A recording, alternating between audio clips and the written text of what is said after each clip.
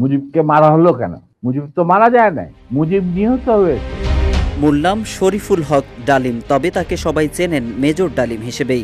বাংলাদেশ সেনাবাহিনীর একজন প্রাক্তন সেনা কর্মকর্তা। তার বিরুদ্ধে অভিযোগ ১৯৭৫ সালের ১৫ আগস্ট বাংলাদেশের তৎকালীন রাষ্ট্রপতি শেখ মুজিবুর রহমানকে সপরিবারে হত্যার সঙ্গে তিনি জড়িত ছিলেন।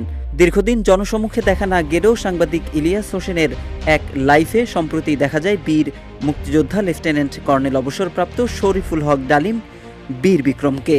লাইভে তিনি বাংলাদেশের মুক্তিযুদ্ধে হতাহতের সংখ্যা ইত্যাদি বিষয়ে মন্তব্য করেন। ইউটিউব লাইভে ৭৫-এর হত্যাকাণ্ডের ব্যাপারে মেজর ডালিম বলেন, ১৫ আগস্ট কোনো বিচ্ছিন্ন ঘটনা না। শেখ মুজিব তার জুলুমের মাত্রা এতটাই তীব্র করেছিল স্বৈরাচারী আচরণের মতো যে তখন মানুষ রবের কাছে মুক্তি চাচ্ছিল তার জুলুমের অবসানের জন্য। মুজিবকে মারা হলো কেন? মুজিব তো মারা যায় নাই, মুজিব নিহত হয়েছে। তিনি বলেন, মুজিব মারা যায়নি, বরং একটি সেনা অভ্যুত্থানে নিহত হয়েছেন। সেখানে দুই পক্ষ থেকেই গোলাগুলি হয় এবং দুপক্ষেই হতাহতের ঘটনা ঘটে। যেমন মুজিবের পক্ষের কিছু লোক নিহত হয়, তেমনি সেনা অভ্যুত্থানকারী বিপ্লবীদের দিক থেকেও কিছু লোক প্রাণ হারায়। এদিকে ইলিয়াস হোসেনের লাইফে মেজর ডালিম মন্তব্য করেন, শেখ মুজিবের ভাষণে নয়, বরং মেজর জিয়াউর রহমানের ভাষণে লক্ষ লক্ষ মানুষ একতাবদ্ধ হয়েছিল। তিনি নিজেও পাকিস্তান থেকে চলে এসেছিলেন মেজর জিয়ার ডাকে। মুক্তিযুদ্ধে শহীদদের সংখ্যা নিয়েও মন্তব্য করেন মেজর ডালিম। ৩ লক্ষরে বানায় ফেলাইলো 3 মিলিয়ন। ওইখান থেকে যে রেকর্ড বাজার শুরু হইলো 3 মিলিয়ন, ওই 3 মিলিয়ন চলতেই আছে। তিনি বলেন, মুক্তিযুদ্ধে শহীদদের সংখ্যা ৩০ লক্ষ নয়, বরং ৩ লক্ষ। যখন ইন্টারভিউ দিতে আসছিল তখন ডেভিড ফ্রস্টের মুক্তিযুদ্ধে কতজন মারা গেছে এমন প্রশ্নের জবাবে মুজিব ৩ লক্ষরে বানিয়ে ফেলল 3 মিলিয়ন বা ৩০ লক্ষ। ওইখান থেকেই যে রেকর্ড বাজার শুরু হইল তা চলতেই আছে। আমি তো মাত্র 2 জন নারী চিনি এবং তাদেরকে আমরা সাহায্য করছি।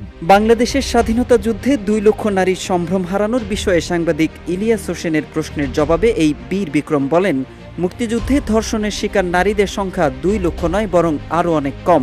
তিনি বলেছেন, তিনি মাত্র 2 জন ধর্ষিতা নারীকে পেয়েছেন। অন্যদিকে শেখ মুজিব কখনো বাংলাদেশের স্বাধীনতা চায়নি, আর ভারত বাংলাদেশের মুক্তিযুদ্ধে সহায়তা করেছে যাতে করে তাদের একটি প্রদেশ বানাতে পারে বলেও মন্তব্য করেন মেজর ডালিম। এদিকে মেজর ডালিম বাংলাদেশের জাতীয় সঙ্গীতের বিষয়েও মন্তব্য করেন। তিনি বলেন, রবীন্দ্রনাথ ঠাকুর, যিনি ভারতের জাতীয় সঙ্গীতের রচয়িতা এবং একজন ভারতীয় নাগরিক, তার লেখা গানকে বাংলাদেশের জাতীয় সঙ্গীত হিসেবে গ্রহণ করা হয়েছে। বাংলাদেশে কাজী নজরুল ইসলাম সহ অনেক প্রতিভাবান কবি সাহিত্যিক ছিলেন, কিন্তু তা সত্ত্বেও একজন ভারতীয় নাগরিকের লেখা গানকে জাতীয় সঙ্গীত হিসেবে গ্রহণ করলাম, এমন প্রশ্ন রেখেছেন মেজর ডালিম। এদিকে জিয়াউর রহমানের ডাকে স্বাধীনতা যুদ্ধে অংশগ্রহণ করেছেন মেজর ডালিম। এ ব্যাপারে তিনি বলেন, সেই সময় চিটাগং থেকে ভেসে আসলো মেজর জিয়ার স্বাধীনতার ডাক। তিনি তখন পাকিস্তানে চাকরিরত অবস্থায়। সেই ডাকে দেশের লোক একটা আলোর রোশনি দেখল যে হ্যাঁ, আমাদেরকেও মরণের হাত থেকে বেঁচে থাকার জন্য যুদ্ধ করতে হবে। Mohammad Saiful Islam, news desk, Ittefaq.